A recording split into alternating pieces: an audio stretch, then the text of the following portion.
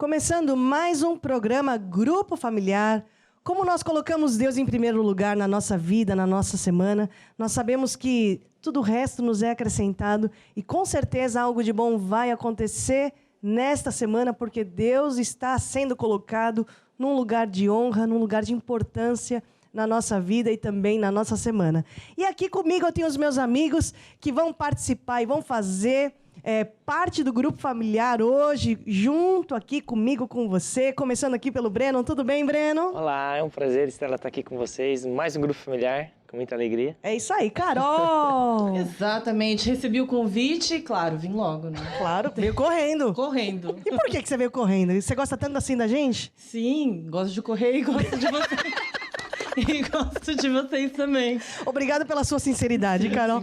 Maria! Tô de volta. Legal. Tava com saudade de estar aqui com todo mundo junto. Maria, você é da onde mesmo? Eu sou de Ribeirão Preto. Um abraço, pessoal de Ribeirão Preto. E você, Carol? Eu sou de São Paulo, um abraço pessoal de São Paulo, É? Zona Sul. Zona Sul. E você, Breno? Eu sou de São Paulo também, mas Zona Leste. Zona Leste, maravilha. Não importa de onde você está assistindo o Grupo Familiar. Inclusive, quero mandar aquele abraço para todos do Norte, do Nordeste, do Sudeste, pessoal do Rio de Janeiro, Belo Horizonte, em peso na semana passada. Aquele abraço para todos vocês. Ao longo do programa vão estar sendo exibidas as maneiras de você participar deste grupo familiar. Faça o seu pedido de oração. Faça o seu pedido de informações também, aquilo que você precisar, estamos aqui para te ajudar, certo? E nós vamos começar louvando a Deus. E por que nós começamos louvando a Deus, Carol? Porque Deus habita no louvor, no meio do louvor do seu povo. E nós queremos a presença de Deus aqui conosco, neste grupo familiar. Por isso, vamos começar louvando. Vamos todos ficar de pé. Um sacrifício de louvor. Um sacrifício de louvor. Trazemos a casa do Senhor. Um sacrifício de louvor. Trazemos a casa do Senhor. Te oferecemos com amor, um coração agradecido. Te oferecemos com amor, um coração arrependido. Mais uma vez, um sacrifício de louvor. Um sacrifício de louvor. Trazemos a casa do Senhor. Um sacrifício de louvor. Trazemos a casa do Senhor. Te oferecemos, Senhor, um coração alegre, o nosso melhor, a nossa atenção, o nosso amor. Com amor, um coração arrependido. Senhor Deus, os céus fizeste. Senhor Deus, os céus fizeste e a terra com seu grande poder.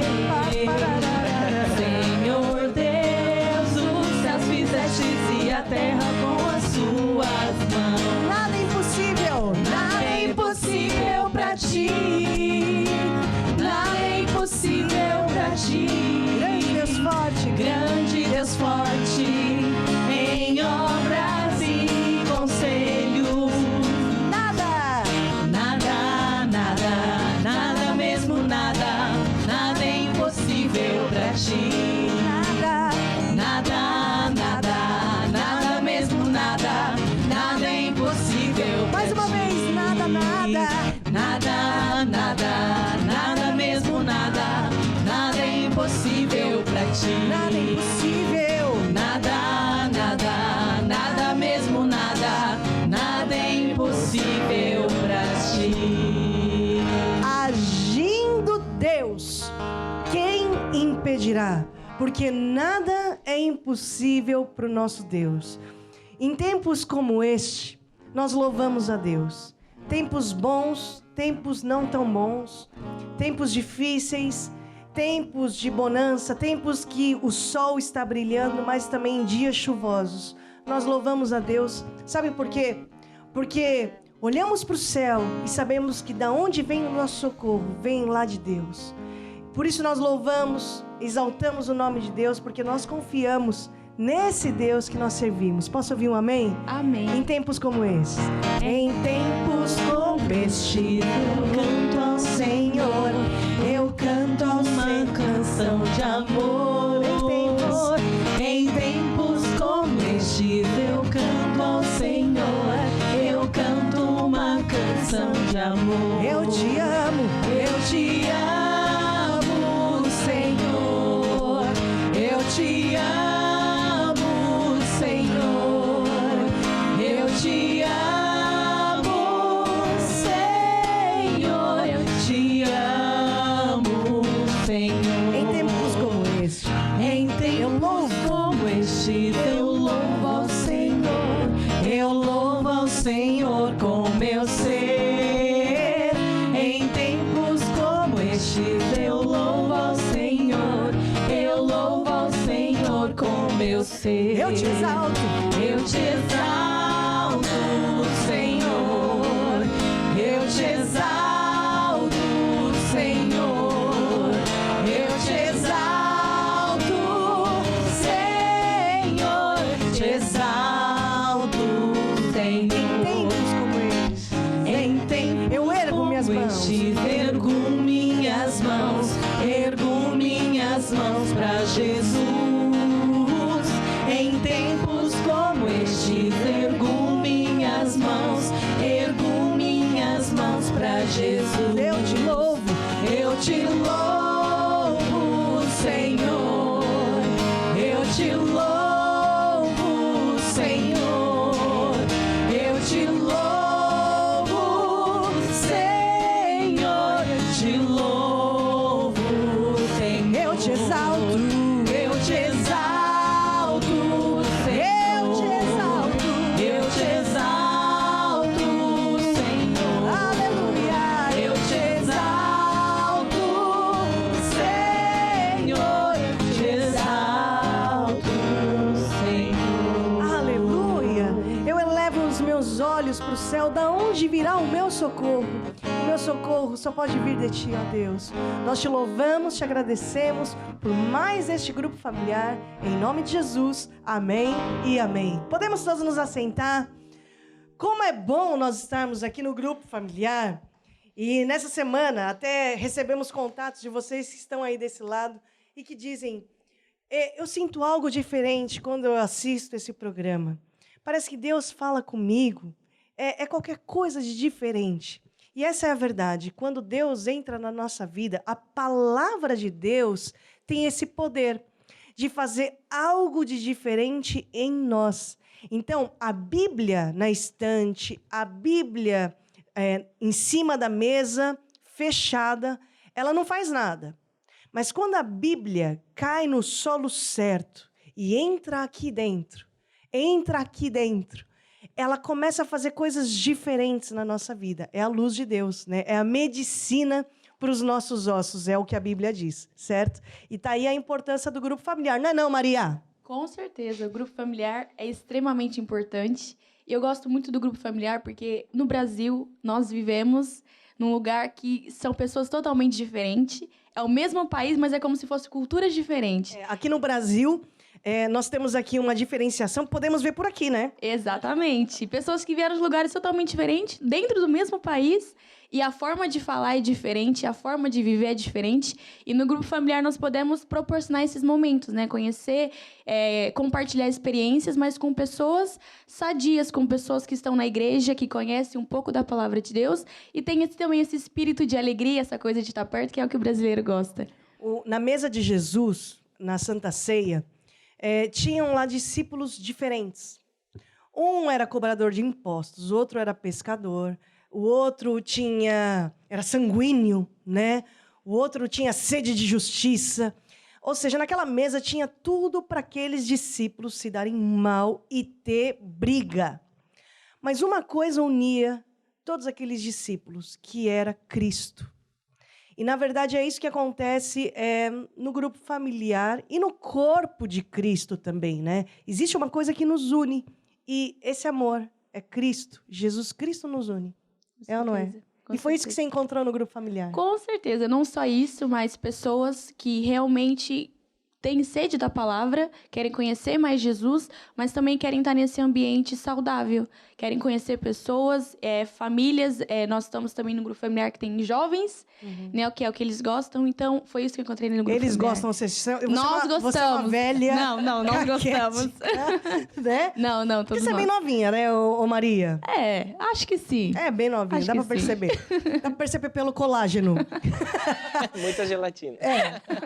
Ô Maria, e desde que você aceitou Jesus, você participou de um grupo familiar? Já tinha um grupo familiar na minha casa. Certo. Então, desde que eu aceitei Jesus, fizemos um grupo familiar na minha casa, com os meus irmãos também. Você tem quantos irmãos? Eu tenho muitos irmãos. Muitos. 9 irmãos. Tudo isso. Já era o grupo familiar. E já era uma igreja. Já era igreja de Atos. Já era uma igreja lá. O quê?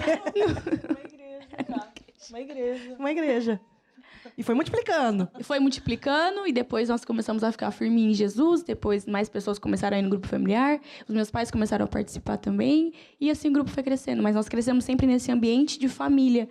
O grupo familiar é isso, um ambiente de família. A pessoa que vem de fora, ela começa a fazer parte disso e sente-se parte disso. Então, acho que é algo muito importante. A Bíblia fala assim que Deus faz com que o solitário viva em família.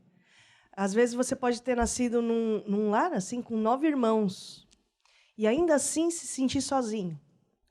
Você pode estar no metrô cheio em São Paulo, na Praça da Sé, que nem uma sardinha lá dentro de uma lata, e ainda assim se sentir sozinho. Porque esses buracos, quem preenche é Deus. E você deve também estar na companhia certa, das pessoas certas, né? E o grupo familiar é um ambiente propício para Deus conseguir preencher esses espaços que nós temos ainda aberto aqui dentro, né? Então, é um encorajamento que eu deixo para você da importância de um grupo familiar. Eu não, né? A Maria que deixou aqui em relação a um grupo familiar. Breno, no grupo familiar também nós aprendemos o que é corpo de Cristo, aprendemos sobre relacionamentos. Eu queria que você falasse um pouco, porque hoje vamos falar sobre discernir o corpo de Cristo no momento do amor, né? Discernir o corpo de Cristo. Às vezes a gente pode pensar que o corpo de Cristo, né? Ou seja, Jesus morreu na cruz por nós e por aí vai. E o discernir é o ato da Santa Ceia, né? Mas é muito mais do que isso, né? O discernir o corpo de Cristo, né? Como hoje nós vamos ver, que a Estela vai nos ensinar, é que o corpo de Cristo é como se fosse eu. Como a Maria falou, né, dos brasileiros, cada um tem uma cultura diferente, né? Aqui podemos ver que temos cultura japonesa, né? Cultura afro, cultura, sei lá, índio, Itália, tudo, uma mistura. Então, eu por o meu costume... Mas tem pedigree. Essa mistura toda, mas o pedigree é bom. Pois é, né? O pedigree tá lá e tá em dia. Vacinado, não. Mas é como se eu colocasse, não, porque Jesus para mim é assim e é assado, ou seja, eu sei que Jesus é assim, então eu vou impor a vontade, o que eu sei sobre Jesus nas outras pessoas, né? Mas muitas vezes o discernir o corpo de Cristo é saber que temos pessoas, temos denominações, igrejas diferentes, tem a igreja do pulmão e tem a igreja do coração e também tem a igreja do estômago. A do estômago gosta de comer. Só que você, que é do coração, você tem um ritmo bom. Você gosta de música, soul. Epa, a igreja do pulmão só fica respirando. A igreja do estômago só sabe comer, estão todos gordinhos. E muitas vezes quando eu faço isso, eu estou julgando e eu não discerno o corpo de Cristo.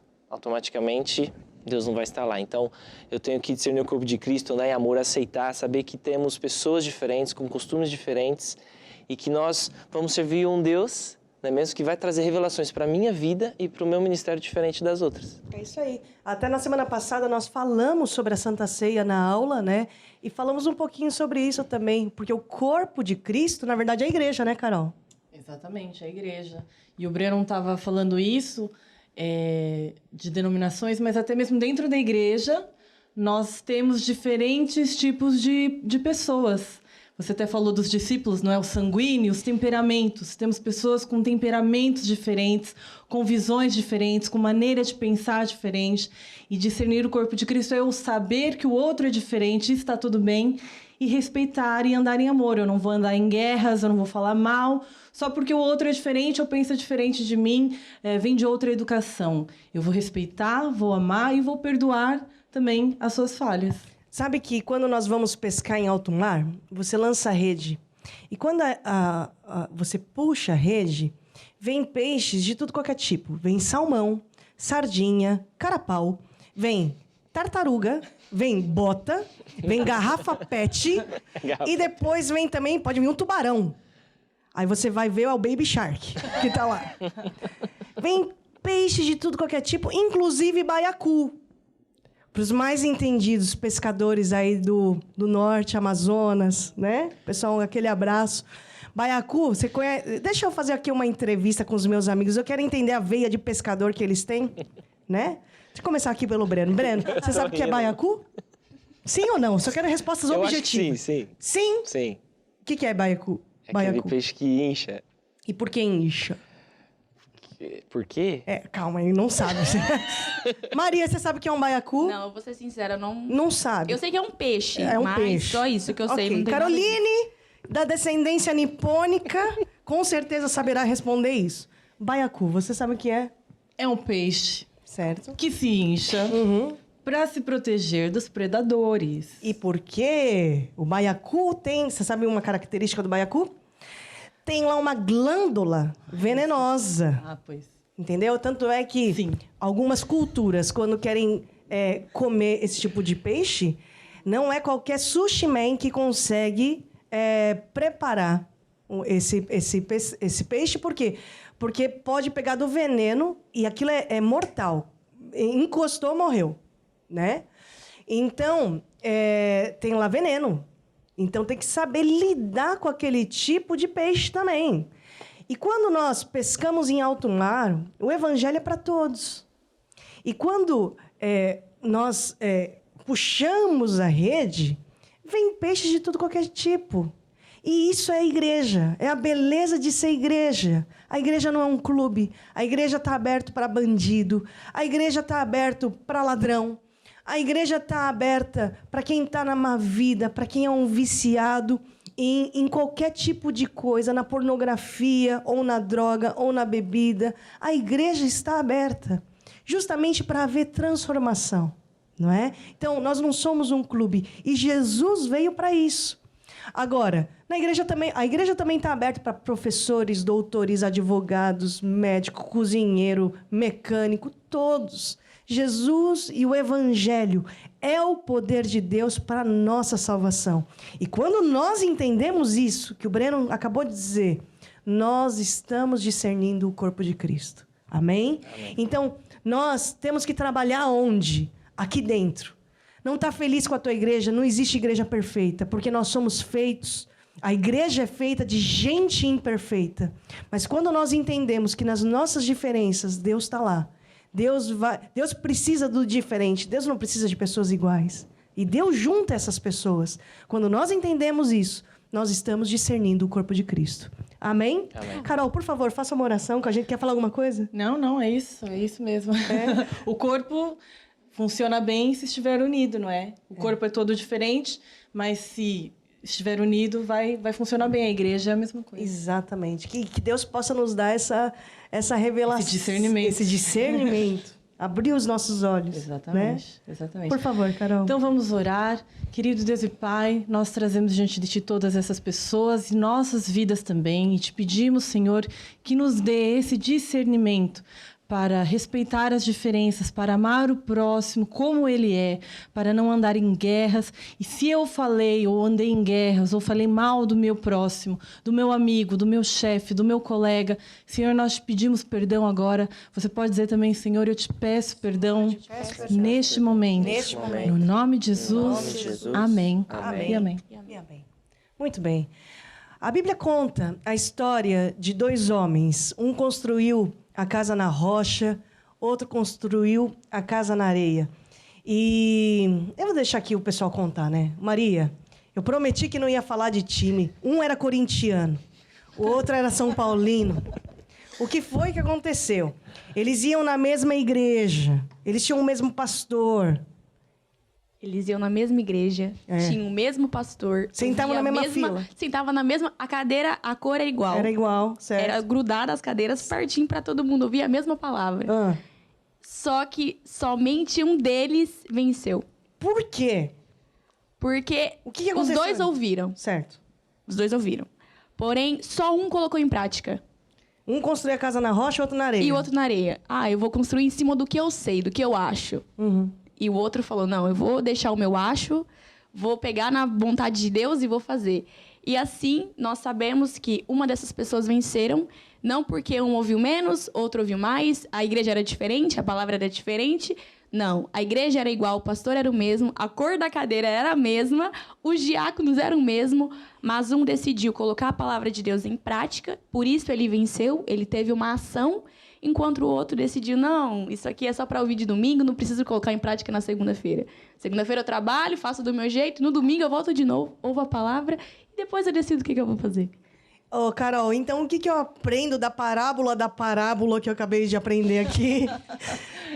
Do homem insensato, do homem prudente que diz lá em Quem era o Mateus. prudente? Quem era o sensato?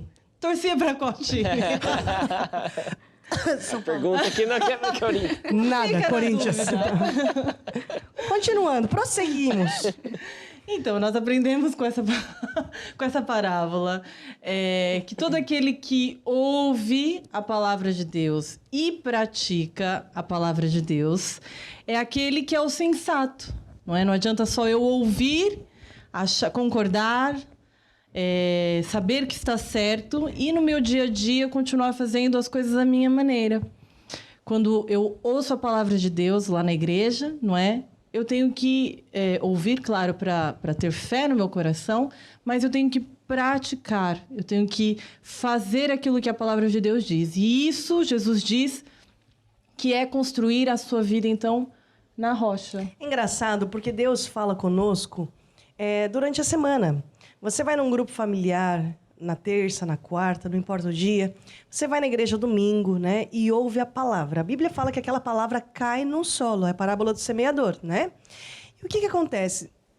Quando a gente pega nessa palavra que a gente aprendeu, às vezes é um versículo que a gente se lembra durante a semana. É algo que a gente anotou, que o pastor falou, não é? É Deus falando com você.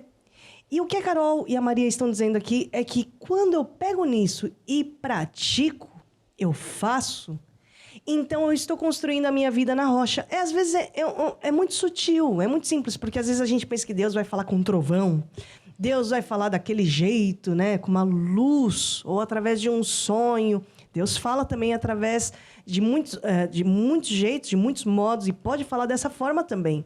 Mas Deus também fala através de um versículo, por exemplo. Às vezes, durante a semana, você está lá, né, e você se lembra de uma música. O amor de Deus maravilhoso é, o amor de Deus maravilhoso é, amor, amor. E tudo que eu estou cantarolando, né, vem de encontro a essa área. Andar em amor como meu Senhor, eu nunca me irrito, não discuto e nem grito, não suspeitarei mal de ninguém, né? E depois, vou cozinhar. A Carol vai cozinhar, que ela gosta de cozinhar, né, Carol? Sim. E tá lá cantando, não suspeitarei mal de ninguém. E vai lá a Maria, que também ama cozinhar, ela tava dizendo ali. Eu amo cozinhar, eu amo. Chamando as coisas que não são Como se já fossem. Então, e tá lá. Eu nunca me irrito, não discuto e nem grito, não suspeitarei mal de ninguém. E às vezes a gente pensa assim, é só uma música que não me sai da cabeça. Mas na verdade é Deus te dando um recado ali, né? E construir a casa na rocha é eu prontamente fazer o que Deus está me falando. É isso? Exatamente. Isso, quando Deus nos fala, nós temos que ter essa rapidez aliás, é uma decisão, não é? Eu tenho a decisão. Eu posso decidir fazer aquilo que Deus está me falando naquele momento, ou eu posso seguir os meus sentimentos, porque a verdade seja dita, não é? Deus geralmente nos fala justamente quando estamos passando uma situação que precisamos vencer, não é? E muitas vezes os sentimentos, se tem alguém me provocando no trabalho, o meu vizinho, a minha vontade talvez seja eu me irritar, discutir, gritar. Não ficar por baixo, eu não vou ficar por baixo. Exatamente, vencer, Aparentemente, eu tenho que vencer aquela guerra fazendo mais, gritando, mostrando como é que eu sou, porque eu não vou deixar assim barato, não é? E a gente acha que isso é vencer. E, na verdade, Deus nos ensina que não. Que, nesse caso, por exemplo, estamos falando da parte do amor, de perdoar, por exemplo, não é? É um exemplo. E eu fazer aquilo que Deus diz, eu vou vencer. Aparentemente, aos olhos das outras pessoas, pode pensar, é um banana, né? Um banana, vai perdoar, vai deixar barato. Mas, no final das contas, nós é que ganhamos. Porque, além de... E você já deve ter passado por isso. Quando você responde a alguém que está furioso, você responde com uma resposta branda, calma, a pessoa fica até sem jeito, né? Tava esperando que você fosse lá atacar, então aquilo acalma as águas e aquilo passa. A resposta branda tem o versículo, acalma não é? o furor. Exatamente. E depois, você também ganha porque o teu coração não fica lá entupido, cheio de coisas más, e Deus consegue te abençoar ainda por cima. Ou seja, você ganha. Aparentemente, no início você perdeu a guerra, mas na verdade mesmo, estamos falando aqui de coisas espirituais, na verdade, no mundo do espírito, você ganhou essa batalha. É isso aí. Então, vamos construir a nossa vida na rocha em todas as áreas, inclusive na área em que nós vamos falar hoje. Nós, no nosso estudo bíblico, vamos trazer o estudo chamado dízimos e ofertas. Na verdade, este é um assunto que já feriu, já machucou muita gente. Mas nós precisamos de conhecer o que a Bíblia fala a respeito de primícias, o que Deus fala a respeito de dízimos e ofertas, porque o conhecimento da palavra de Deus vai nos trazer libertação nesta área. E nós precisamos de libertação e de conhecimento, sabedoria nesta área que é relacionada à nossa vida financeira, certo? Sabe que existem muitos pensamentos errados em relação às finanças, em relação ao dinheiro. Por exemplo, um pensamento errado é que Deus é contra a riqueza. Quando nós olhamos para a Bíblia, nós vemos exatamente o oposto. Deus, ele é contra a pobreza. 2 Coríntios 8, 9. Porque já sabeis a graça do nosso Senhor Jesus Cristo, que sendo rico por amor de vós, se fez pobre, para que pela sua pobreza enriquecesseis. Deus, ele é contra a pobreza. Ele é contra a maldição da pobreza. A Bíblia diz assim que Cristo nos resgatou da maldição da lei, fazendo-se maldição por nós, porque está escrito: maldito todo aquele que for pendurado no madeiro, para que a bênção de Abraão chegasse aos gentios. A bênção de Abraão: bendito serás ao entrar, bendito serás ao sair. Tudo que você coloca a mão prospera. Você vai trabalhar com informática, aquilo vai prosperar. Você vai trabalhar na agricultura, aquilo vai prosperar. Você vai trabalhar nas vendas, aquilo vai prosperar. Você é um comerciante, aquilo vai prosperar. Bendito serás no teu trabalho, bendito o seu cesto, a sua amassadeira, bendito os seus investimentos, bendito é a tua poupança, bendito, não é poupança, é um porquinho, bendito será o teu porquinho que está lá, o dinheiro que está debaixo do colchão, bendito será aquilo também. Posso ouvir um amém? Amém. Deus, ele é contra a pobreza. Pobreza, miséria, é muito mais do que um estado social, não é status social, é uma maldição. E Cristo veio para nos tirar da maldição. É o que a Bíblia fala lá em Gálatas. Sabe qual é o outro pensamento errado? Que o dinheiro é a raiz de todo mal. Eu não quero ter dinheiro. Todo mundo que tem dinheiro é amaldiçoado, porque já a Bíblia dizia que dinheiro é a raiz de todo mal. Mas, na verdade, a Bíblia não diz isso. Maria, por favor, 1 Timóteo 6,10. O que diz lá? Diz assim: porque o amor ao dinheiro é raiz de todos os males. Algumas pessoas, por cobiçarem o dinheiro, desviaram-se da fé e se atormentaram com muitos sofrimentos. Viu, Carol? Viu? A Bíblia fala que o amor, que o dinheiro é a raiz de todo mal. Não é isso que a Bíblia fala? Não, diz o amor ao dinheiro. Ah, isso é bem diferente, né? Totalmente diferente. Ou seja, uma pessoa...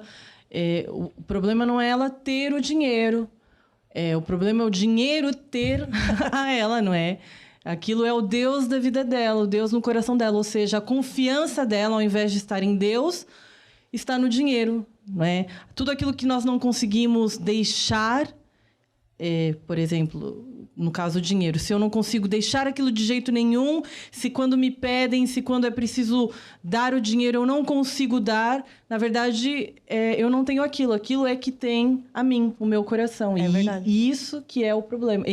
É a raiz de todo Essa mal. é a raiz de todo mal, sim. É isso aí. Por isso que é importante a gente falar de dinheiro e sempre na igreja, no grupo familiar, nós falamos a respeito desse assunto. Por quê? Para nós revermos os nossos pensamentos, sentimentos, atitudes em relação ao dinheiro. Porque um sentimento fora do lugar causa muito estrago. Um pensamento fora do lugar vai causar estragos na sua vida financeira. Muito importante nós colocarmos e arrumarmos os nossos pensamentos, arrumarmos os nossos pensamentos, sentimentos, atitudes em relação ao dinheiro para a nossa vida estar em ordem. Outras áreas da nossa vida estão em ordem. Vamos abrir as nossas Bíblias lá em Provérbios 3:5. Até o versículo 8 eu vou pedir para a Maria ler. E vamos aqui falar sobre primícias. Por favor, Maria. Confia no Senhor de todo o teu coração e não te estribes no teu próprio entendimento. Reconhece-o em todos os teus caminhos e ele endireitará as tuas veredas. Não seja sábio aos teus próprios olhos. Teme ao Senhor e aparta-te do mal. Espera só um pouquinho. Aqui, quando a gente lê um versículo, aqui é uma dica que eu dou para vocês, né?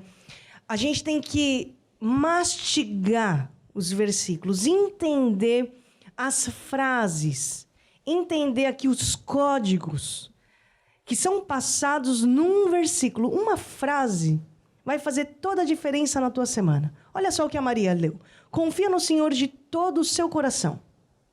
Não te estribes no teu próprio entendimento. O que a gente pode entender com essa frase, Carol? Não te estribes no teu próprio entendimento. Exato, não confie, não fique focado, não seguir, exato, não se apoie no seu próprio entendimento.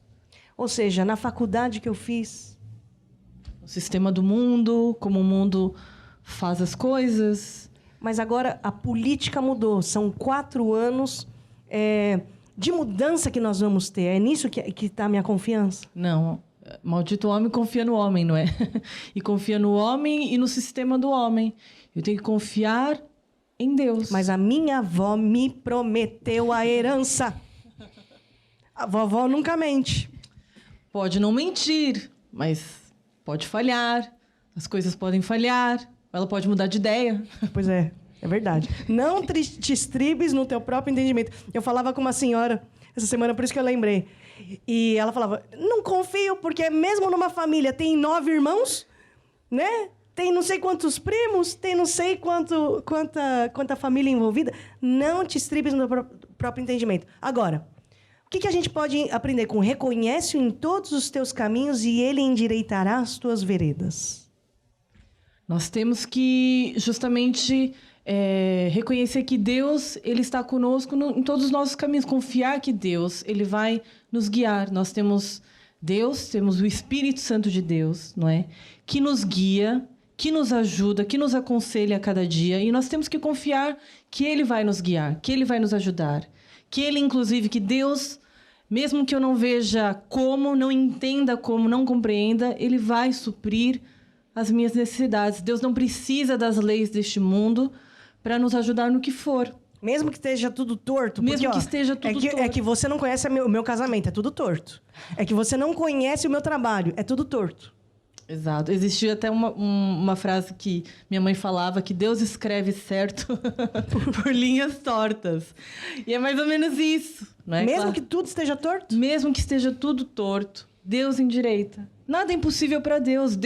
As pessoas falam, mas como? Como isso vai acontecer? Eu não vejo uma saída. Mas Deus, ele criou os céus e a terra. Ele nos criou a nós. O que custa para Deus, não é? Fazer um milagre e endireitar um caminho. Deus abriu um mar vermelho. Deus vai abrir um mar vermelho na sua vida, mas confia. E reconhece-o em todos os teus caminhos, inclusive na área financeira, que é o assunto de hoje. Exatamente. Agora, versículo 7 em diante, Maria. Não seja sábio a teus próprios olhos, teme ao Senhor e aparta-te do mal. Certo. Isto será saúde para o teu âmago e medula para os teus ossos.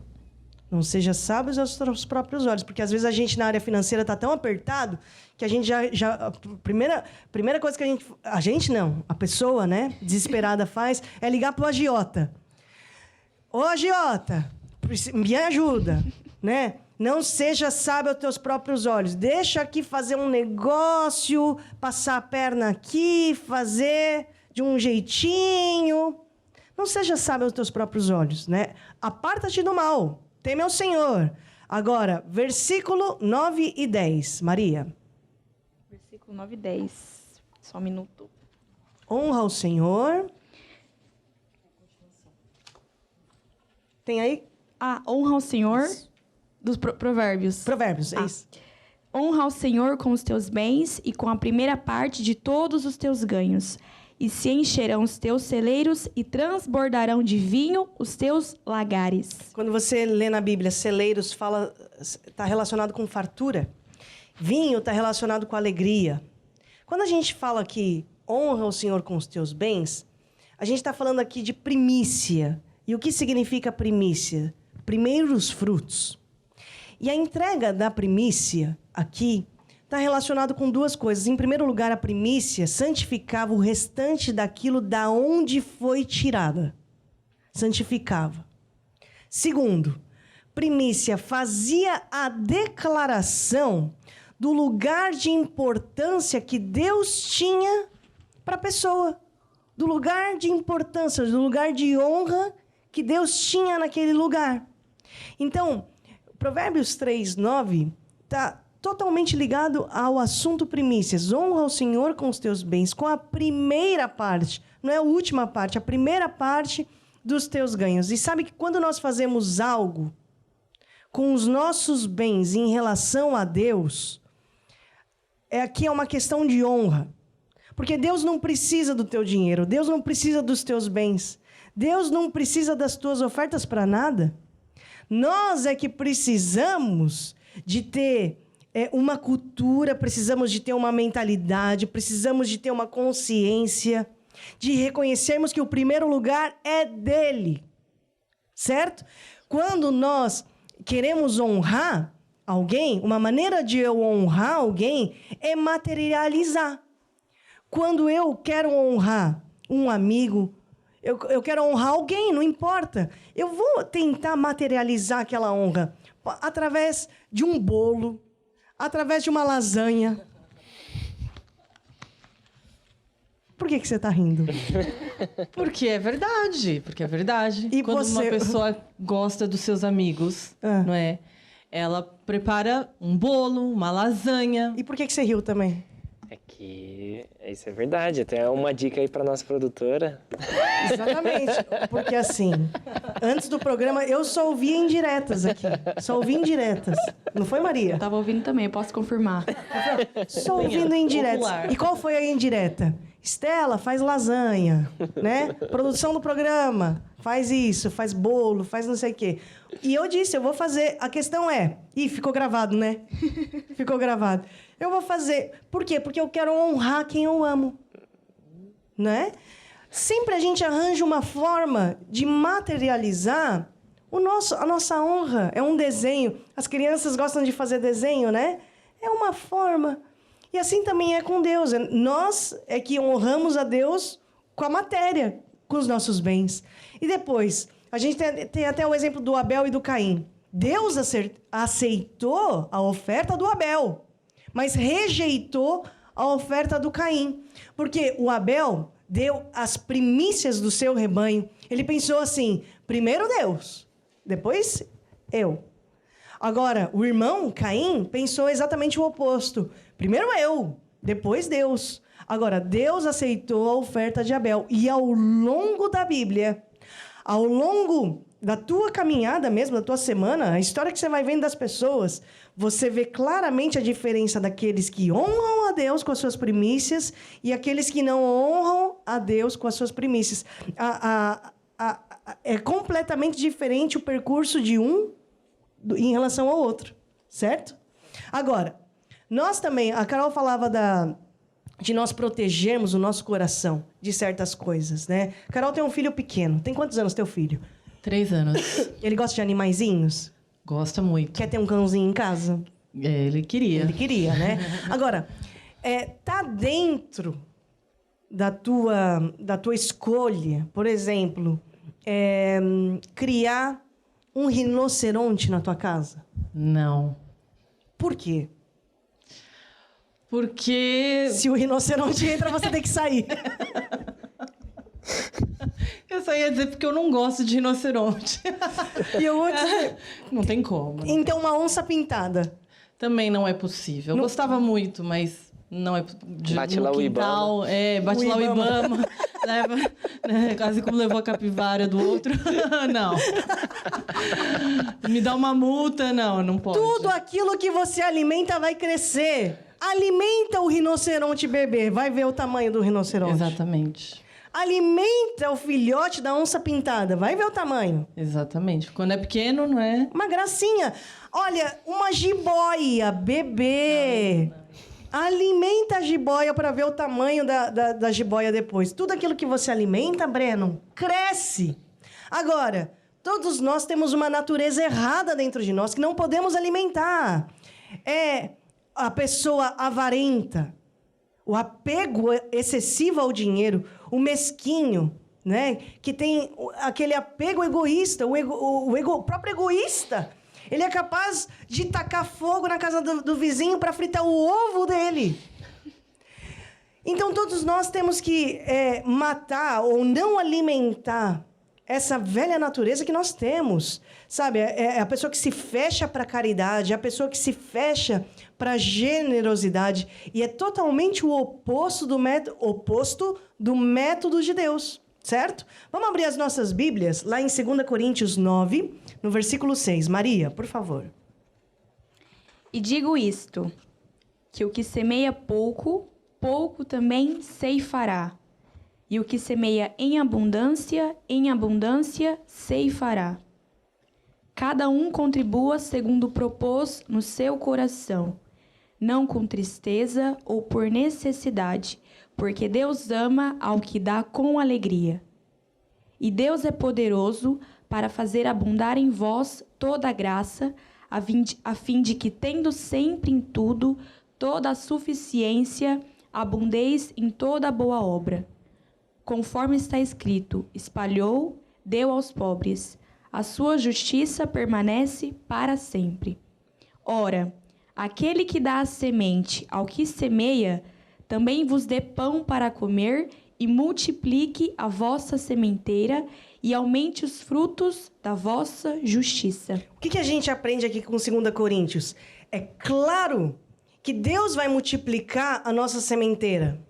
É claro que a gente vai ter o fruto da colheita. É óbvio aqui que nós vamos ter retorno daquilo que a gente faz. Dai e ser-vos-á dado. Isso é um fato, a gente vai ter retorno. Mas, embora nós tenhamos retorno, nós não devemos fazer só pelo retorno. Vamos ter fruto, vamos ter resultado. Mas nós não podemos esquecer do propósito. O resultado é que Deus vai multiplicar a nossa sementeira. O resultado é que dinheiro vem. Mas o propósito das primícias, qual é? O propósito de Deus semear é que eu honro a Deus. Na minha vida, eu honro a Deus. Eu não tenho outro Deus a não ser esse Deus. Eu não sirvo a Mamon. Mamon é um concorrente do senhorio de Jesus no nosso coração. É um Deus. Eu não sirvo a esse Deus. Eu não sou um escravo do dinheiro. O dinheiro que é o meu escravo. Eu coloco o dinheiro no lugar dele. Mas eu também sei colocar Deus no lugar do meu coração. É um lugar que ninguém tem. É um lugar que dinheiro não tem. É um lugar que só pertence a Deus. Amém? E quando eu faço isso, eu estou dando honra a Deus. Eu estou deixando uma mão de lado. Não estou servindo a um outro Deus. Dinheiro, para mim, não é uma idolatria. Até falamos no grupo familiar de arrependimento de obras mortas, né? Não é uma idolatria. A gente pensa que idolatria só é estátuas e coisas assim, né? Não, idolatria pode ser um time de futebol, idolatria pode ser o dinheiro, idolatria pode ser o título, não é? O cargo. Então, eu coloco Deus num lugar de importância no meu coração. Agora, exemplo é Jesus. Porque Jesus frequentemente falava de dinheiro e Jesus falava com quem tinha dinheiro. Jesus falava com cobradores de impostos. Jesus falava com o jovem rico. Jesus falava com o Zaqueu. Desce da árvore, Zaqueu, né? Jesus falava com tanta gente. Jesus falava falou da oferta da viúva. E Jesus falava de dinheiro. Dava exemplos de dinheiro. E Jesus falava de dinheiro para falar com quem tinha dinheiro, para falar de dinheiro? Não. Jesus queria apontar para essas pessoas aquilo que elas tinham no coração, gente. O que elas tinham no coração? Jesus queria implementar no coração daquelas pessoas que tinham dinheiro. Jesus queria implementar no coração delas o reino de Deus. E por isso que sempre nós, quando lemos os evangelhos, Jesus falava, olha, o reino de Deus é assim como se um homem semear a semente da terra. O reino de Deus é assim, assado. Por quê? Porque quando nós temos o reino de Deus no nosso coração, quando nós temos os princípios de Deus no nosso coração, nós não comemos pão de dores. Aí é o resultado. Por quê? Porque o propósito está certo. Tem tanta gente comendo pão de dores. É o pão que o diabo amassou. Por quê? Se o Senhor não edificar a casa, em vão trabalham aqueles que edificam. Se o Senhor não guardar a cidade, em vão vigia o sentinela. Inútil é o homem acordar cedo, comer pão de dores, porque assim dá o Senhor aos seus amados enquanto dormem. Então, quando nós honramos a Deus com os dízimos e ofertas, dízimos, Malaquias 3:10. Maria, por favor, leia. Malaquias 3:10. Trazei todos os dízimos à casa do tesouro, para que haja mantimento na minha casa. E depois fazei prova de mim nisto, diz o Senhor dos Exércitos. Se eu não vos abrir as janelas do céu e não derramar sobre vós uma bênção tal, até que não haja lugar suficiente para recolher. E agora olha o que acontece, versículo 11. E por causa de vós, repreenderei o devorador, e ele não destruirá os frutos da vossa terra, e a vossa vide no campo não será estéril, diz o Senhor dos Exércitos. E depois você na sua casa leia até o 18, porque ainda fala a diferença daqueles que honram a Deus, daqueles que não honram a Deus. Deus faz um memorial. Deus faz um memorial. Então, o meu encorajamento para todos vocês é o seguinte: vamos honrar a Deus durante a semana. Vamos honrar a Deus diariamente, né? E praticando os métodos de Deus, o princípio de Deus. É claro que vai ter retorno, porque Deus é generoso, gente. Mas o mais importante é o propósito. Qual que é o propósito? É eu colocar Deus no pódio do meu coração. É eu dar um lugar de importância para esse Deus em todas as áreas da nossa vida, inclusive a parte financeira, na área financeira.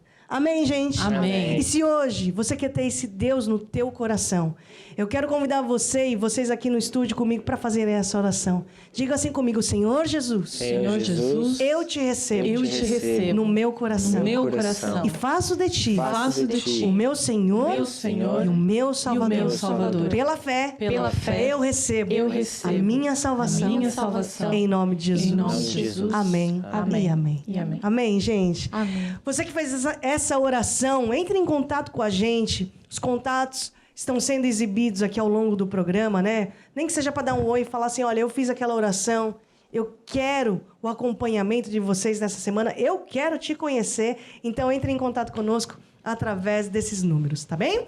Gente, eu quero agradecer a presença de vocês. Maria, começando por você. Eu tô muito feliz de estar aqui. Sempre que precisar, eu tô de volta. Ah, legal. Muito obrigada. Muito obrigado também. Tchau, tchau para todos. É isso, até a próxima, Carol. Até a próxima. Breno. Tchau, tchau, beijinho, um grande abraço para todo o Brasil. Amém. Deus abençoe. Temos vitória. Temos vitória.